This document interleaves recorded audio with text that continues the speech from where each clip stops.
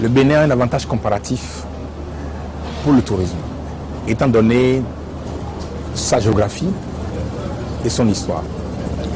D'abord, par rapport à la géographie, c'est que nous avons un paysage très varié, non seulement les fleuves, les cours d'eau comme la mer, les collines, les montagnes, et la faune, sur un petit territoire de 112 600 km², donc qu'on peut parcourir en l'espace de 48 heures.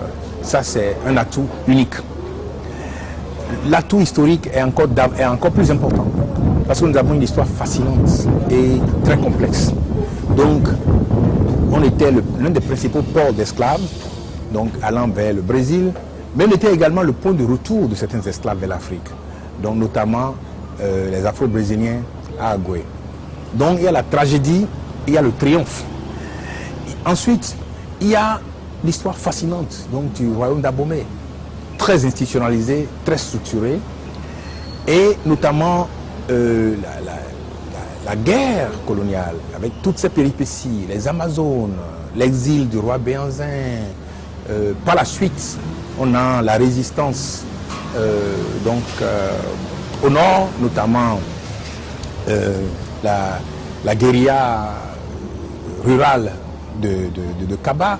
Donc, c'est des éléments qui sont d'un grand intérêt donc, sur le plan historique et qui pourraient être transformés en de très grands attraits touristiques. Le troisième élément, c'est les grands hommes qui ont marqué l'histoire du Bénin. Donc, j'ai parlé en particulier de Marc Torvald Okenom, qui, en fait, était le père fondateur du panafricanisme, qui était l'un des premiers, en fait, sur le plan international, sur le plan mondial, afin de travailler à le rassemblement et à la conscientisation des Noirs, non seulement pour résister contre la discrimination raciale dans le monde entier, mais également sur donc, mettre fin à la colonisation. Une mort tragique, mort à 49 ans, donc en prison à Dakar.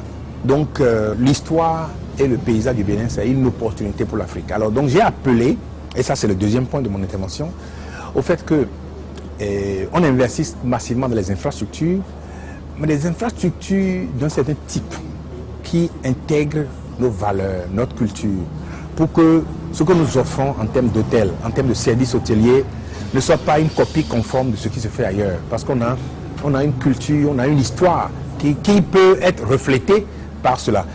J'ai aussi appelé au fait qu'on transforme l'enseignement et la recherche historique en priorité du développement, parce que ça nous permet en fait de transformer tous les Béninois en des agents directs ou indirects du tourisme. Le troisième point de mon intervention, c'est de parler de ce que nous faisons au African School of Economics, qui est une école qui met beaucoup l'accent sur l'enseignement de l'histoire, en même temps que les mathématiques et la statistique. Voilà, donc c'est un mélange unique où nos étudiants ne sont pas seulement formés aux outils d'analyse, mais également on leur donne une connaissance, une assise dans leur histoire et dans leur culture. Et le dernier point, donc, nous essayons de faire de notre campus un grand attrait touristique, à l'image de ce que nous voulons faire du Bénin.